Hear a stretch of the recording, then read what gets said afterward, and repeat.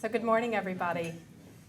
It's really nice to see you. My name is Christine Overby, and I'm the CEO of Shift-Based Research. I'll be your host and moderator today. And it's always curious to me. I've now spoken, I think, on 4 different continents, and I found that there's one universal truth, which is that nobody ever fills the front of the room. So anyway, we're really happy to have you at our event, From Pyramids to Platforms. So as we begin, I'd like to talk to you a little bit about this picture. Most of you know this very famous landmark. It's the Louvre Pyramid. What you may not know is that this pyramid was designed for a very specific reason. In 1989, the then president, Francois Mitterrand, commissioned the pyramid from the Chinese-American architect I.M. Pei. And it was commissioned because there was a problem through the 80s, which is that with the rise of leisure travel and with more people coming to visit the Mona Lisa, they were having trouble getting folks through the original entrance and the front door. So the pyramid was commissioned along with the lobby underneath to really take the throughput. And what I think is interesting about that story is that the pyramid is a practical structure. It's not just a work of art and a thing of beauty. And I liken that to the pyramid in firms today. There's a practical structure and a practical reason for the pyramid organization. Knowledge and expertise has been built up over decades, and those most senior partners that are at the apex of the pyramid are the ones that are responsible for ensuring the longevity and the positive traditions of the firm. So that's great, and longevity is a good thing, but that's not what we're here, well, it is what we're here to talk about today, but we're going to talk about it in a different way. We'll talk about the disruptions that are affecting firms today in professional services. And we'll talk about the implications of those disruptions on business models, on how you design new products for customers, and how you organize the staff. And we'll get into the implications of what this means for the pyramid. So, this is what our morning's going to look like. After me, you'll hear from Lee Bryant. He is one of the co-founders of PostShift. And Lee has been a pioneer for nearly 2 decades on the subject of organizational strategy and social business and design. I actually decided to join PostShift because I had a coffee with Lee where he was talking about the organizational health measures that firms need to improve their capabilities so that they're future-proof. And he had this really amazing metaphor. He likened it to personal health and to how people were now using the quantified self and the Fitbits and devices as a way to manage their progress and to make incremental changes over time. He likened that to a metaphor of the quantified org, which, having run a change management program to varying levels of success, really struck me because the quantified org is about small incremental progress to get to those future capabilities. So Lee is going to paint the vision. He'll talk about how we reimagine the firm from pyramids to platforms, and we'll explore what that means. But then all of you have the remit to put this into practice. And so you will hear from some of the senior team at RPC who are looking at redesigning the firm and taking all of the momentum that RPC has established as the most innovative law firm in 2014 and 2015, and building upon that to really create the firm of the future. This interview will start with me moderating and asking questions of Lee and Andrew and Clint. But I would encourage you to be thinking both through Lee's presentation but also the panel for what you'd like to get out of the day and what your key questions are, because I will open up the floor to you guys. Please ask the gentlemen about their experiences, but also please ask one another. And then the last 10 minutes as we close, I'm going to ask everybody to reflect on their activities. You guys have half a day when you get back into the office to put some of these into practice or to begin. So I'll ask you to think about what you're going to stop, what you're going to continue, and what you're going to start. And ideally, have some of you share your insights. So with that, thank you again for coming, and I'd like to hand things over to Lee.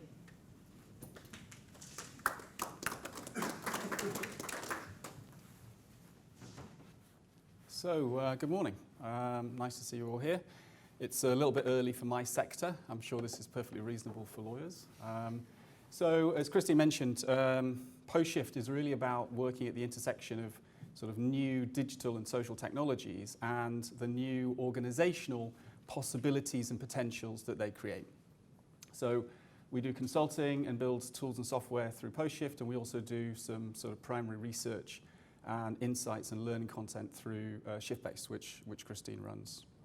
So if we look at the field of professional services broadly, thinking specifically about legal and accounting and related areas, there are lots of changes, and those changes are really only just starting to bite. We've sort of seen them coming up, in the rearview mirror for a few years. But finally, we are seeing, new competitors emerging, online platforms, outsourcing, sort of alternative suppliers in legal, and I think, potentially a shifting of accounting into legal and also legal into accounting. And if we look at some of the things that are driving that, some of these factors are to do with clients, the rise of the general counsel in law, empowered CFOs and their departments in corporates, and also the sort of internal factors, changing technology, automation, the rise of AI, and so on. All of these, I think, have a lot of implications for the future of the firm. So what I'm interested in today is not so much how the practice of law or the practice of accounting changes, but really what that means for the firms that do this sort of work. So if you talk to Richard Susskind and some others, they would argue that the firm has had its day, and that professionals are not needed anymore. I personally don't agree with that thesis. I can see the logic of it, but I think that there's a long future ahead for very talented, very strategic sort of advisors in both legal and accounting. And what we need to do is work out how to augment their work by using smart technology sort of wrapped around it and underneath it. There are also broader changes. We have sort of societal factors. We're working with Martin over here from the ICAW on a long-term sort of research project about the future of the firm in accounting. And we've identified, a number of different factors which I think are creating need states for improved organizational structures and improved ways of dealing with customers and clients and so on. And some of these are societal. They're about the expectations that society has of professional services firms in the broadest possible sense. And I think, if you look at the way we run organizations today, what's changed is the speed of change and the requirement for adaptability that's brought about. So people talk about VUCA conditions, an increase in volatility, uncertainty, complexity in markets, and greater ambiguity. So where once we could do our scenario planning, we could sort of think 3 years ahead, 5 years ahead, and plan our way towards that future. Today we can't really, and I think what we need to do is sort of sense and respond. In other words, be sensitive to external factors, external drivers, changing client behavior and so on, and have organizations which are able to sort of flex and adapt to those changing stimuli. So I think if we talk to sort of digital transformation leaders, we talk to CIOs, we talk to CEOs and so on in our research, really there are a number of challenges they face in terms of products, services and business models, and there's no simple answer to what the future is. But the one thing that they all have in common is that their biggest need is for greater agility.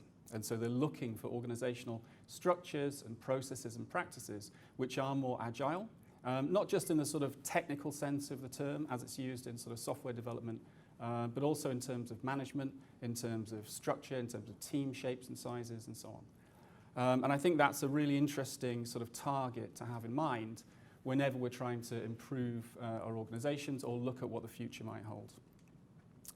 And I think the other key question is, how can we be ready for digital transformation?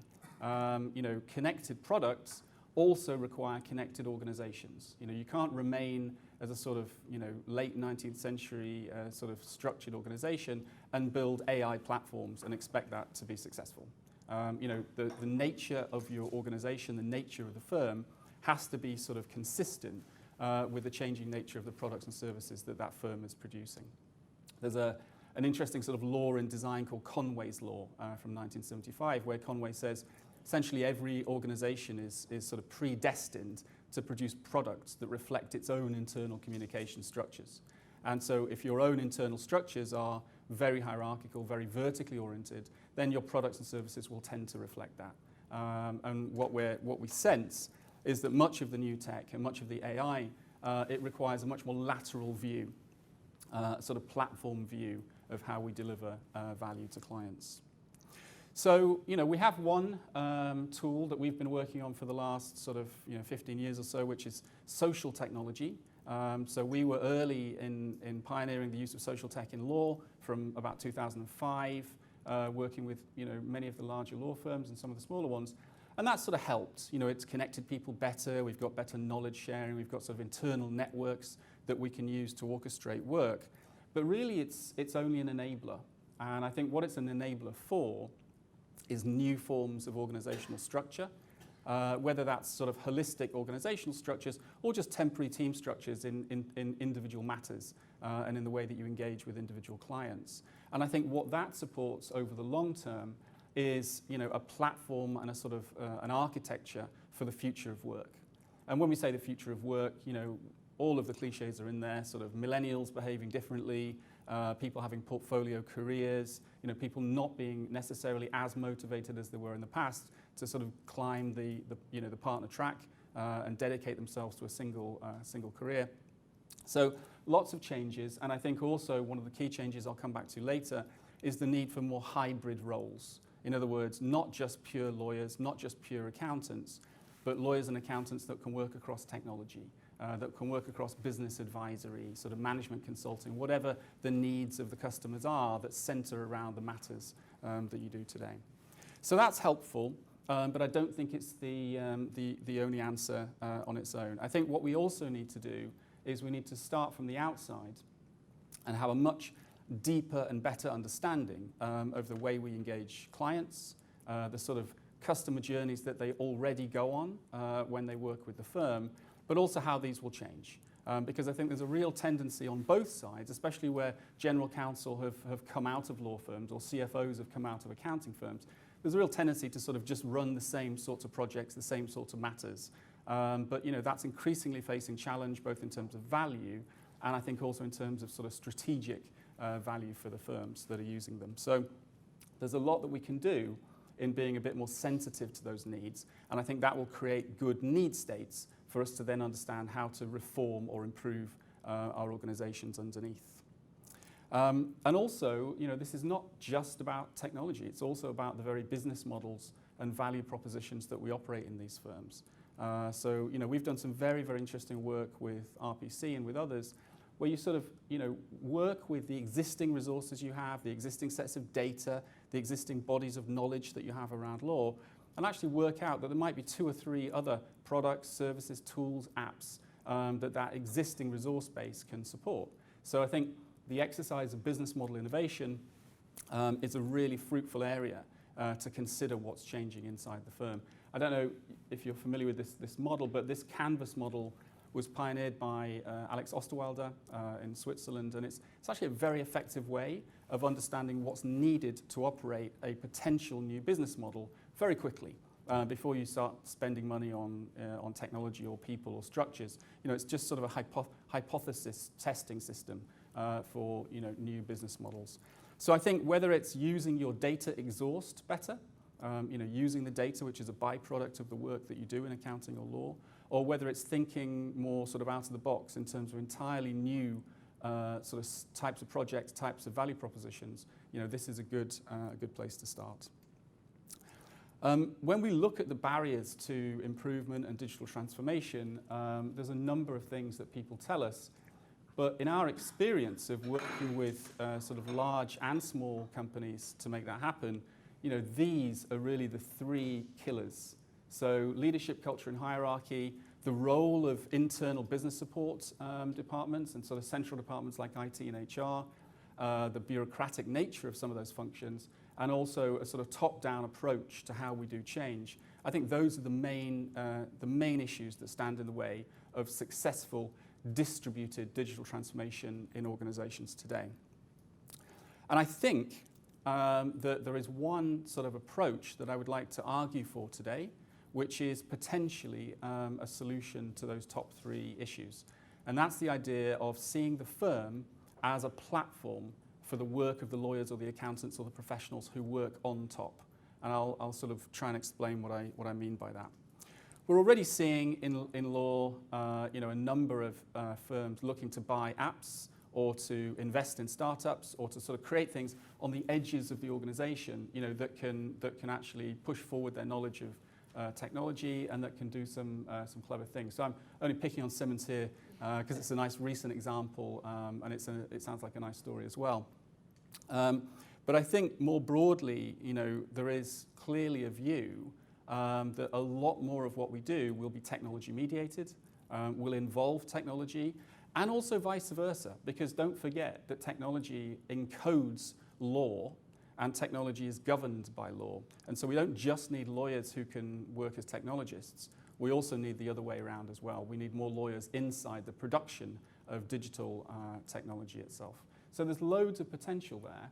But there are also threats. I think there's no doubt that we're going to see players like Deloitte, for example, and the Big Four in general, really start to move in a big way towards the technology end of this market, whilst they're also working at the sort of ABS end of the market as well in some respects. So I think there will be if you like, a sort of permeable membrane between accounting, consulting, and law, which is a very interesting place to play if you have good, strong client relationships and if you've got a good, clear value proposition.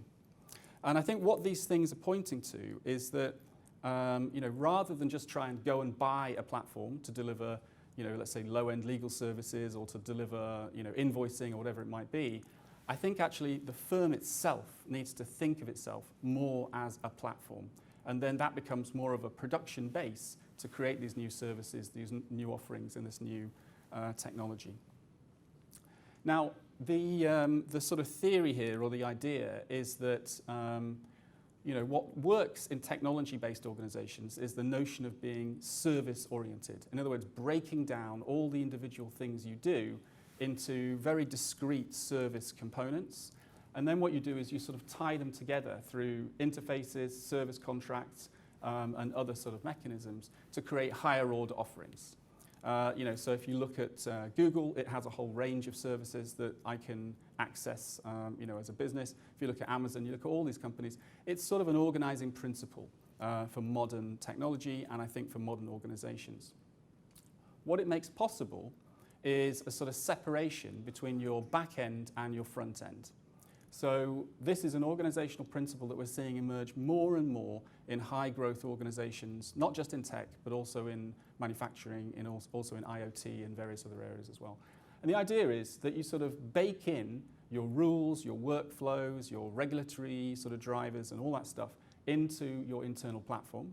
So that sort of governs the way that people can access services like pricing or IT or HR or search or knowledge or all these other things that are currently done by business support units.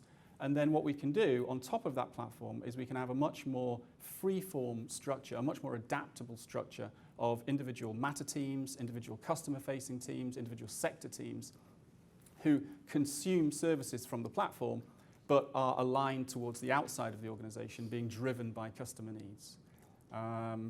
And I think the best example of this is probably Amazon. Amazon, if you look at any particular Amazon website, you'll find that behind every single button, every single link is a little team.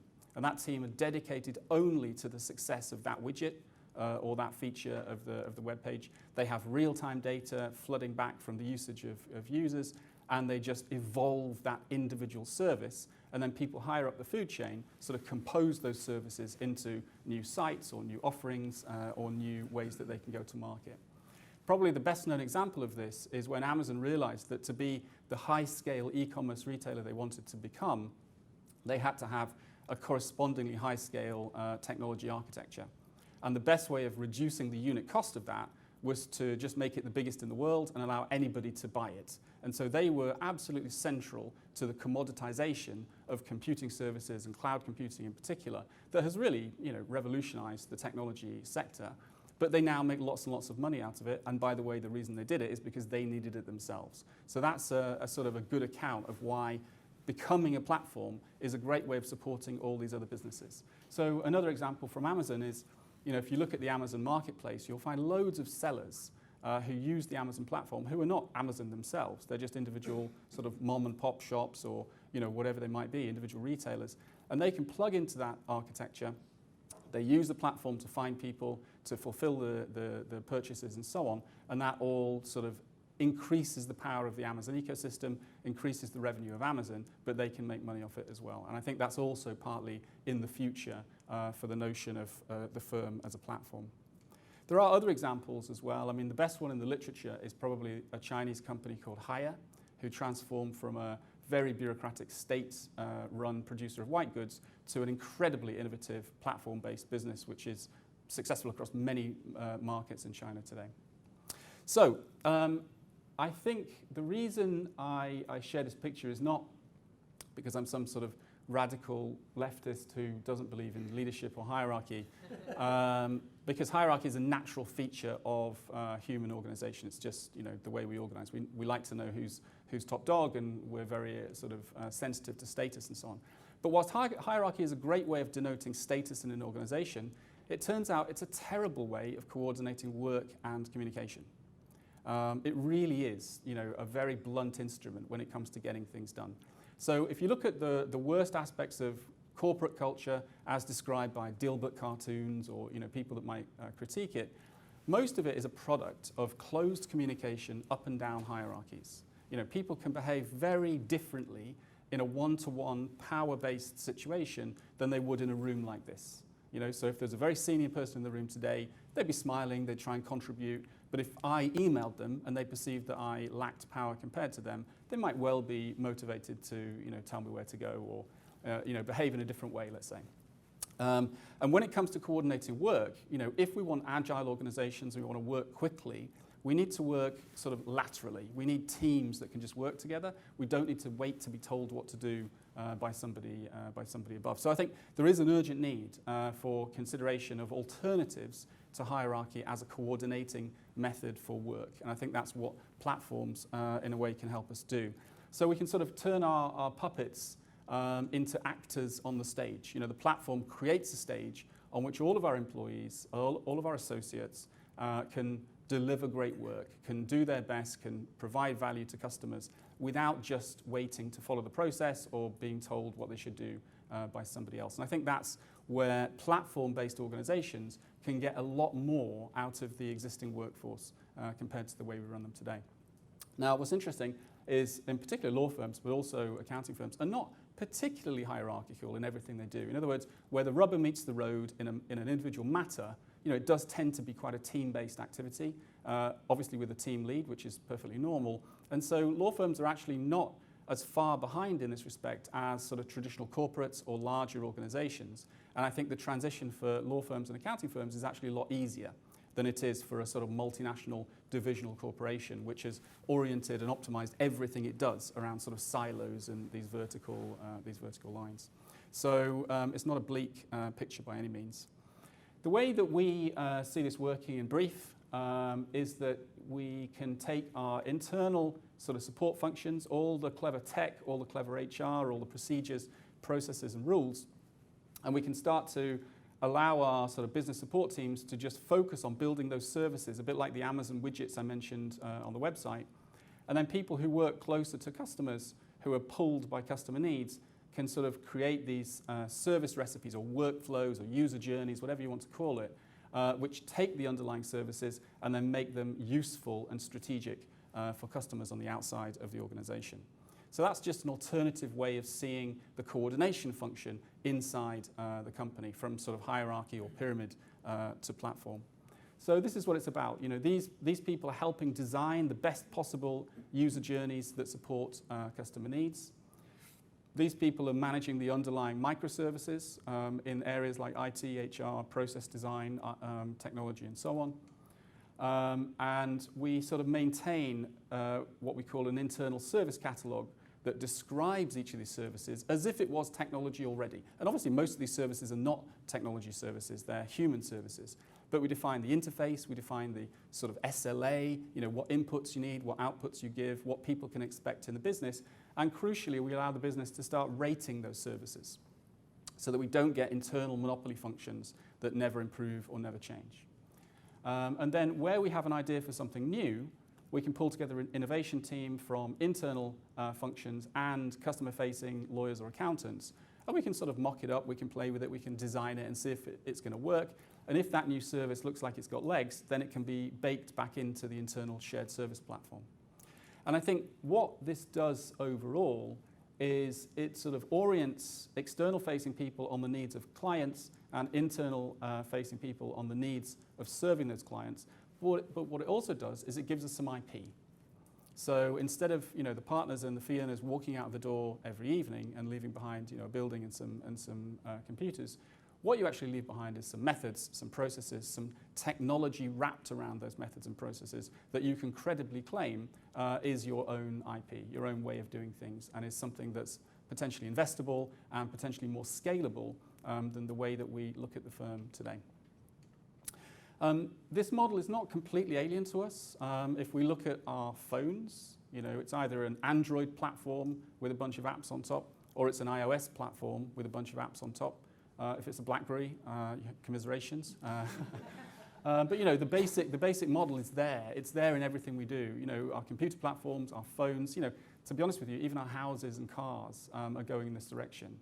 People now, I work with sort of automotive people like Mercedes and so on, and they talk about the core platform and how it supports new models and new sort of sub-models and sub-brands and so on. And that's only going to head further towards a completely technology-led world. And the same with the home, the same with the factory. So the model is not alien. I think the model is probably, it's challengeable, but it's not a million miles off. And I think it does provide a better archetype for how we think of the future firm than just growing the partnership model and internal support functions that we have today. What's interesting is that this is not an argument in favor of unrestricted freedom in the workplace for professional services. In fact, you can take your rules, your processes, and even some of your compliance basic tick box stuff, and you can embed that into the platform. So it's actually very hard to break the rules if people are using the platform to get work done. It doesn't rely on human compliance. It doesn't rely on communications. It doesn't rely on everyone knowing the plethora of rules that apply to what they're doing at the time. So it's potentially quite a reliable way of doing that sort of work. And I think the other thing that the platform gives us, which is really powerful in terms of change, is what Dave Snowden from the Cynefin Institute calls a human sensor network. We have our connected workforce, and they can be telling us every week, every month, what's working, what's not working. If it turns out there's a particular type of matter that you run, and everyone sort of knows it's running at a loss because it's badly organized or it's not set up correctly, that sort of feedback can be useful in finding opportunities to improve and to change. So I think that makes for smarter organizations and potentially even heads towards Peter Senge's sort of vision of a learning organization. So if we're always capturing problems, we're always capturing pain points, and we're always capturing data from the way that people are working in the organization, then I think that helps us learn how to iterate and improve the organization over time. But if we are to have any hope of building our own sort of AI services, our own sort of data analytics and so on and so forth, then we can only do that if our data is connected on an internal platform. Because without the data being connected, AI and machine learning have nothing to train on. They can't learn. And so there is a real need, I think, for, we've got in many firms a sort of collaboration layer already in place, whether it's sort of, social intranets or enterprise social networks and so on. But I think we also need a sort of a data layer to go on top of that we can start to use to create these kind of modern services that we believe are going to happen. There are a couple of other things. Obviously, technology is not going to solve this on its own. We need to think about the other aspects of what we call the organizational operating system and see how they need to improve as well. So what does it mean for leadership? What does it mean for learning and development? What does it mean for the workplace, rewards, clients? And I think underpinning all of this, how do we communicate in a platformed firm, and how can we do it better? So there's a lot of sort of non-technical aspects to this model. But I think probably the most challenging is, over the long term, is building the talent pipeline to operate the firm of the future. In both accounting and law, you've got this sort of well-established, sort of very slow conveyor belt that takes, smart young people and sort of gradually turns them into very highly optimized lawyers or accountants who work in pretty much the same way that people have worked for decades, if not a century or more. And I think what we're struggling to do is attract, let's say, non-traditional talent into those structures and to create hybrid roles, the legal engineer or the accountant who's a consultant, or whatever combinations we think we're going to need. It probably doesn't look like very highly specialized, one-trick ponies in terms of a single professional qualification. So I think that has a lot of implications for the qualification process, for the training process, for learning in general, and also how we start to find that intake. So probably the biggest challenge, I would say, for the firm of the future is precisely that talent pipeline issue. But I think it's obviously solvable over the long term, and I think the platform model itself is probably the best archetype we can find in both the literature and practice that we can suggest as a basis for the future firm. So that was all I wanted to share as a sort of an introduction, a little sort of starter for 10. And then maybe we can pick up some of those themes either in discussion with you guys or on the panel with these learned gentlemen from RPC who will join us. Thank you.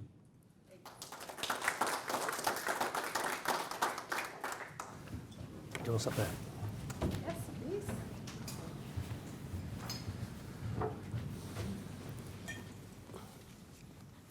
Excellent. So like I said, I'll get us started and get the juices flowing, but please ask questions of the panel and of the audience too, because that's the part of this discussion is going to be the dialogue, and I hope we can kick up a couple of provocative themes here.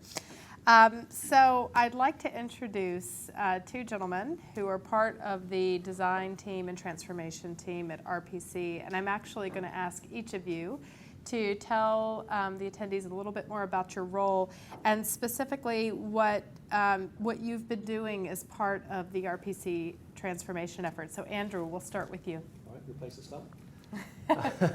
You're immediately to my right. Yeah, no, I was thinking about when Lee was saying about the platform and the use of the phone. So my friend over here on the right-hand side, he's the great user of the Nokia still.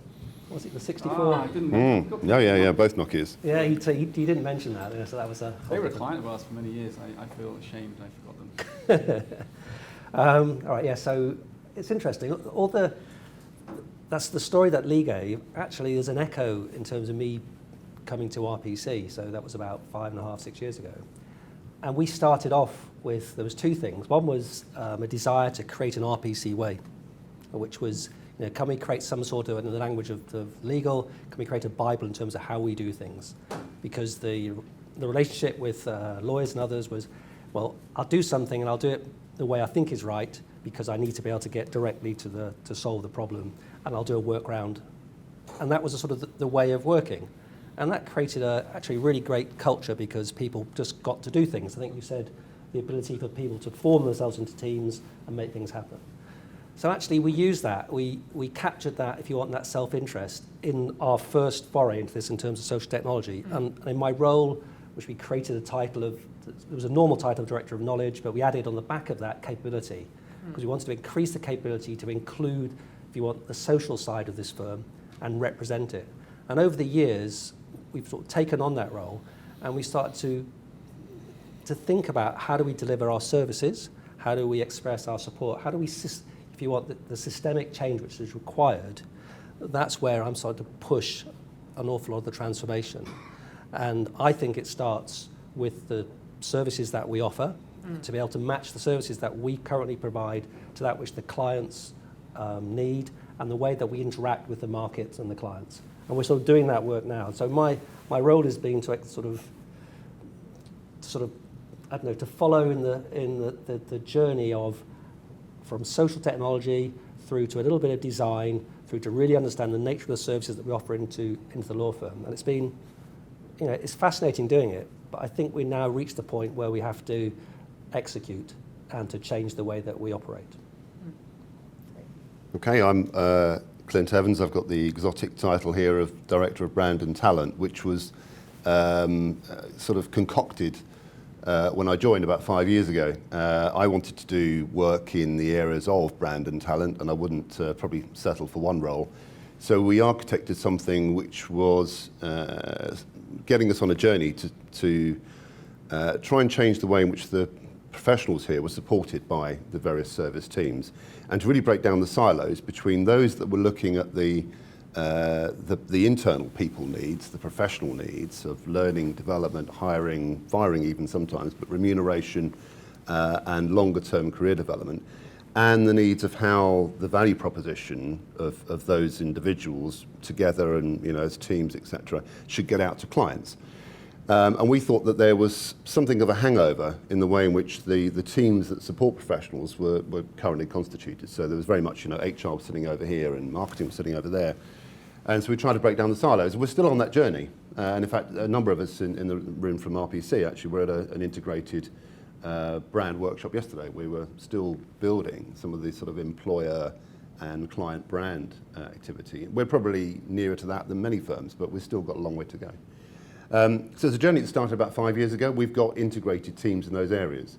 So, the people who would put together a marketing campaign for recruiting would be largely drawn from the same team capability that would be doing the same for clients or running a marketing campaign, etc. So we think that's where that sort of journey started. So I came to do that. In the meantime, we've done a lot of other things, and there's been a bigger sort of design story which we can go into either through questioning or us just talking. But that's where it started. That's where my journey here started, and had lots of other professional management stuff in the past. That's great. I have a quick follow-up on that, because I find the fusion of the brand and employees so fascinating. You're perhaps one of the first hybrid roles. But the question is really, brand development and management has been a discipline that has been primarily outward-facing and has grown up, and employee engagement has been one that's been primarily inward-facing and grown up, but they converge on something that's very similar now. Do you mix the approaches? How do you go about creating that? Yeah, we haven't got all the solutions, but we've got, I think we're asking roughly the right questions in the right order to get to the right solutions.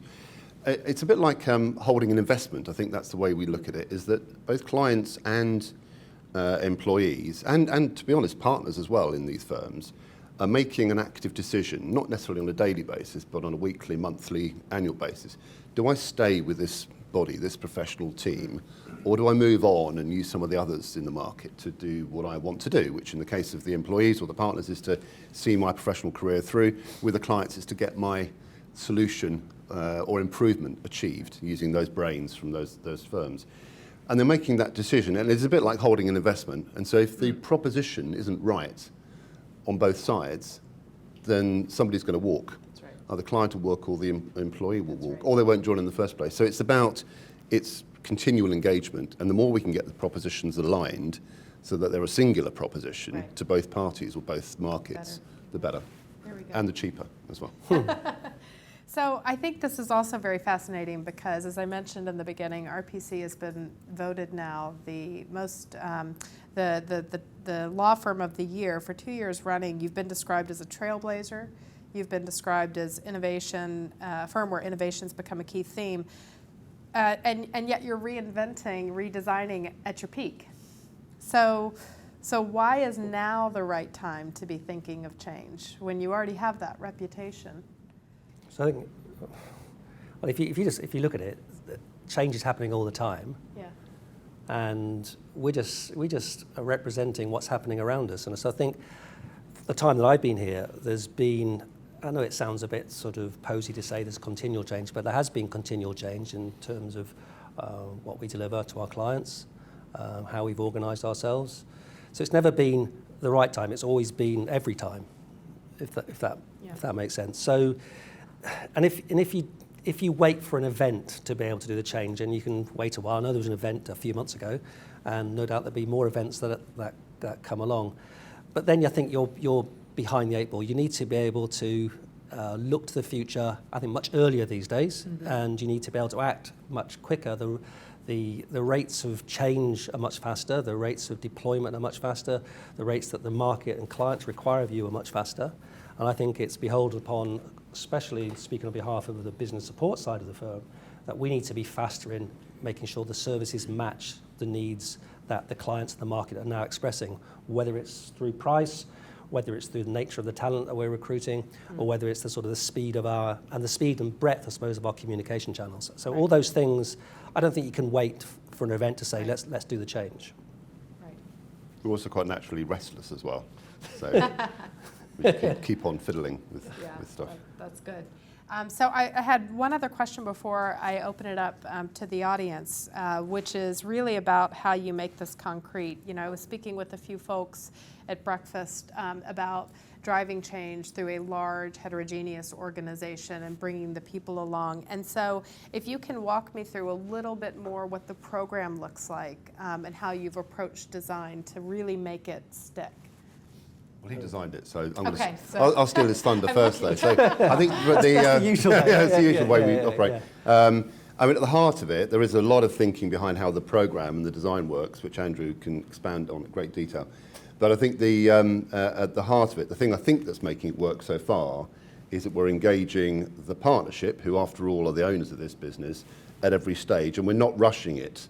So every bit of design thinking that we're having is being tested, or it's actually, to be honest, coming from groups of partners as well. So this is not being done unto the partnership and the firm. This is a very collaborative exercise. So the partners are participating in Oh the yes, design. yeah. We've got one of our work stream heads here, in James over here, who's leading our people and culture work stream, and we're doing it just the right pace to make the changes. They're embedded as we go along, so there's no grand communication required at the partnership level because it's already been involved. Partners. So we have three work streams. So we have the people and culture, we have brand, clients and markets, and we have platform. And what's interesting in the first two are easy to understand, easy to join. Lots of debate.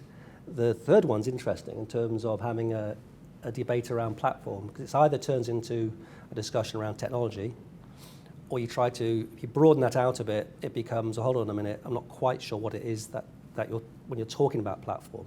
And the reality is it reflects across everything. Back to Lee's slides, it's creating the means whereby the platform can offer the services which you can then use for your clients and can use for your partners. And so the partners and lawyers can become more autonomous because they can take from it. But trying to express that in terms of what is it that we have to get our heads around, I think it's a derivative action. It requires all the activities coming out of the people and culture side, especially the people and culture side, and then to know the brand that we're seeking to express, and then put in place the platform. But we decided, because we're restless, we decided in parallel to those work streams, we'd have a very small design group which was built from, if you want, from within the business support teams, where we educated ourselves through you guys, through PostShift as well, to be able to understand the issues at hand. And we created a series of, if you want, different types of ideas and innovations in terms of the tools we can use, and we bring that to the work streams so that then that becomes an engagement activity. Right. But not saying this is what we're going to do. It has to be something which is coming, I think, from the firm itself. And then we can answer that with hopefully with some systemic change. That's great. That's great. And Lee, you've been part of this. Andrew alluded to the PostShift role in this. I'd love to hear a little bit more about what you found to be the most interesting element of putting some of these ideas into practice with the team. I mean, these guys have a great team, both in the design team, but more broadly working all the way up through the business support functions. And people have been, quite open to thinking about how they can deliver value to the firm in different ways. So there hasn't been quite the sort of paranoia or suspicion, oh, you're just looking to cut my budgets and we'll do things in the same way, that sort of thinking. And I think what's really interesting, if you look at RPC, apart from it being a very innovative law firm, it also has other developing areas to its business as well, a consulting group and a sort of data business as well. And for me, what I find interesting is this idea of combinatorial innovation. The idea that in the future, the most exciting things in technology, in cards, in all these areas are not just new widgets we invent, but actually new ways that we combine lots of existing services and lots of existing widgets. So if you look at the classic examples of combinatorial innovation, the Gutenberg press and the internal combustion engine, both of them were made from a series of existing components with a couple of tweaks, and both of them completely changed the world. And that I find really, really interesting. Now, if you think about the sort of platform idea, and you make available all these individual services, data services, technology, people, etc., and then you have really smart partners on top and really smart fee earners and people who are customer facing, it gives them a sort of like a palette of paints, to paint with, so they can sort of create new offerings and they can create new products and services using those underlying services. So I think for me, that's what's exciting, is seeing that potential wider than just law, but also building on the internal services, not just treating them as sort of Cinderella functions that sort of live in the basement and just answer the phone and do what people want, but actually then being a core part of the value proposition to clients as well, which I find exciting. Absolutely. Great.